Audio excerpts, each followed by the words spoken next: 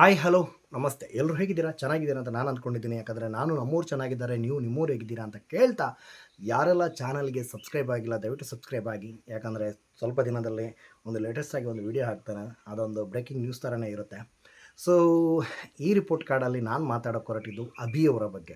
So Abhi ಅವರು ಒಂದು ಆ ರೆಸಾರ್ಟ್ ಟಾಸ್ಕಲ್ಲಿ ಮಾತ್ರ ಕಾಣಿಸಿದ್ರು ಬಿಟ್ಟರೆ, ಆ ರೆಸಾರ್ಟ್ ಟಾಸ್ಕ್ ಆದಮೇಲೂ ಕೂಡ ಅದಕ್ಕಿಂತ ಮುಂಚೆ ಕೂಡ ಅಭಿ ಅವರು ಎಲ್ಲೂ ಕಾಣಿಸ್ಕೊಂಡಿಲ್ಲ. ಸೊ ಎಲ್ಲೋ ಒಂದು ಕಡೆ ಆ ಬಿಗ್ ಬಾಸ್ ಮನೆಗೆ ಲೀಡರ್ ಆಗಬೇಕು ಅಂತ ಅಂದ್ಕೊಂಡ ಅಭಿ ಅವರು ತುಂಬ ಅಂದರೆ ತುಂಬ ಹಿಂದೆ ಉಳಿದರು. ಇವರಿಗೆ ನನ್ನ ಪ್ರಕಾರ 10ರಲ್ಲಿ 2 ಮಾರ್ಕ್ ಕೊಡ್ತೇನೆ ನಾನು. ಸೊ ನೀವೆಷ್ಟು ಮಾರ್ಕ್ ಕೊಡ್ತೀರಾ ಅಂತ ಕಮೆಂಟ್ ಮೂಲಕ ತಿಳಿಸಿ ಅಂತ ಹೇಳ್ತಾ, ಸೊ ಇನ್ನು ಉಳಿದಂತೆ ನಮ್ಮ ಅಭಿ ಅವರು, ಧನುಷ್ ಅವರು, ಹಾಗೆ ನಮ್ಮ ಕಾವ್ಯ ಮತ್ತು ಕಳ್ಳಪುಟ್ಟಿಯನ್ನು ಬಿಟ್ಟು ಹೊರಗಡೆ ಬಂದಿದ್ದರೆ ಎಲ್ಲೋ ಒಂದು ಕಡೆ ಅಭಿ ಅವರಿಗೆ ಒಂದು ಪೊಟೆನ್ಷಿಯಲ್ ಇತ್ತು. ಬಟ್ ಅಭಿ ಅವರು ಆ ಒಂದು ಸರ್ಕಲನ್ನು ಬಿಟ್ಟು ಹೊರಗಡೆ ಬಂದೇ ಇಲ್ಲ. ಅದಕ್ಕೋಸ್ಕರ ಅವರು ಮೇ ಬಿ ಈ ಬಿಗ್ ಬಾಸ್ 12 ಅಂದ ಕೂಡಲೇ ಡಾಗ್ ಸತೀಶ್ ಅವರಾಗಿರ್ಬೋದು, ಕರಿಬಸಪ್ಪ ಆಗಿರ್ಬೋದು, ಚಂದ್ರಪ್ರಭಾ ಅವರಾಗಿರ್ಬೋದು, ಮಂಜು ಭಾಷಿಣಿ ಆಗಿರ್ಬೋದು, ಅಶ್ವಿನಿ ಎಸ್ ಎನ್ ಅವರಾಗಿರ್ಬೋದು ಮನಸ್ಸಲ್ಲಿ ಉಳಿತಾರೆ. ಬಟ್ ಉಳಿದಂತೆ ಅಭಿ ಆಗಿರ್ಬೋದು, ನಮ್ಮ ಕಳ್ಪುಟ್ಟಿ ಒಂದು ಸ್ವಲ್ಪ ಉಳಿತಾರೆ. ಧನುಷ್ ಅವರಾಗಿರ್ಬೋದು ಮನಸ್ಸಲ್ಲಿ ಉಳಿಯದಂತಹ ಕೆಲವು ಕ್ಯಾರೆಕ್ಟರ್ಗಳು ಅಂತ ಹೇಳ್ಬೋದು ನನ್ನ ಪ್ರಕಾರ.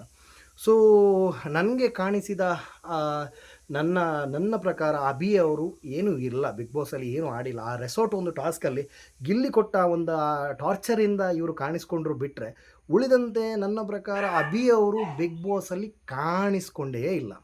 ಸೊ ನನ್ನ ಪ್ರಕಾರ ಅಭಿ ಅವರು ಬಿಗ್ ಬಾಸಲ್ಲಿ ಕಾಣಿಸ್ಕೊಂಡಿಲ್ಲ. ಯಾಕೆ ಹೇಳೋದಾದರೆ, ಅಭಿ ಅವರು ಅವರಿಗಿದ್ದ ಪೊಟೆನ್ಷಿಯಲ್ಲು, ಅವರಿಗಿದ್ದ ಚಾನಲ್ ಸಪೋರ್ಟು 100% ಅವರು ಫೈನಲ್ಗೆ ಬರಬೇಕಿತ್ತು.